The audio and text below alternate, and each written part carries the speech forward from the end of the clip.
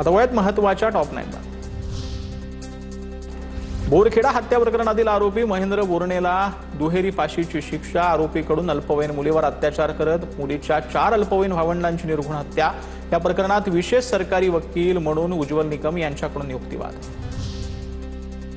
देशातील 8 कोटी कर्मचाऱ्यांना आता यूपीआयद्वारे पीएफचे पैसे काढता येणार। ईपीएफओ 3.0 या नव्या सुधारित प्रणालीची मंत्री मनसुख मांडविया यांच्याकडून सुविधेच्या यशस्वी चाचणीची माहिती। सेवा लवकरच सर्वसामान्यांसाठी खुली होणार।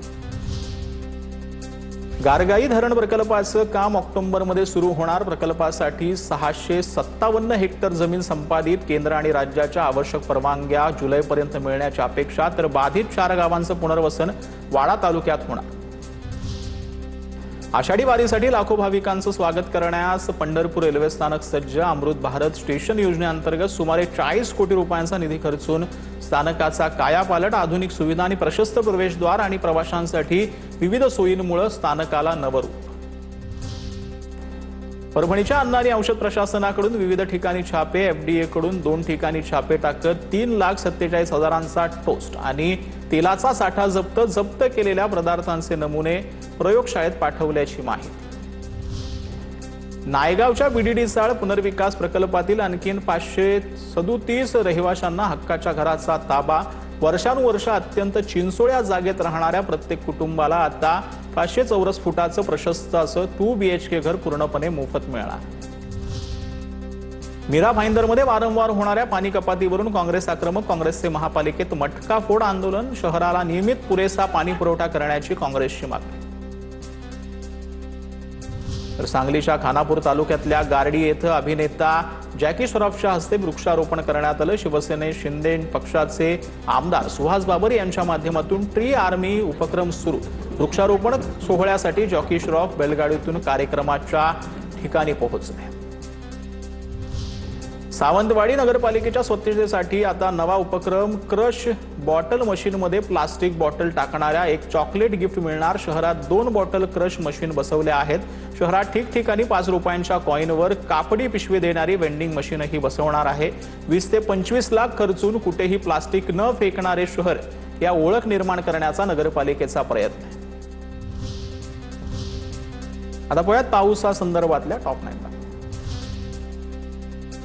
मान्सून केरळमध्ये दाखल। भारतीय हवामान विभागाने दिली माहिती। हवामान विभागाचा केरळमधील अनेक जिल्ह्यांमध्ये ऑरेंज तर येलो अलर्ट जाहीर। महाराष्ट्रामध्ये 10 जूनपर्यंत मान्सूनच्या आगमनाची शक्यता। विदर्भातील काही जिल्ह्यांमध्ये येत्या 24 तासात वादळी वाऱ्यासह तुरळक पावसाचा अंदाज। मात्र तापमानामध्ये चढ उतार होणार असून उकाड्याचा त्रास कायम राहण्याचा अंदाज।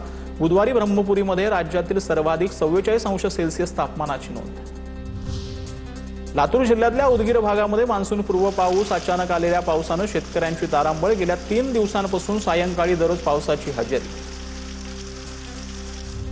जळगावच्या मुक्ताईनगरमध्ये वादळी वाऱ्यामुळे मोठं नुकसान। आमदार चंद्रकांत पाटलांनी अधिकाऱ्यांसह नुकसानग्रस्त भागाची पाहणी केली। नुकसान झालेल्यांना तातडीने भरीव मदत करण्याचे दिले आदेश।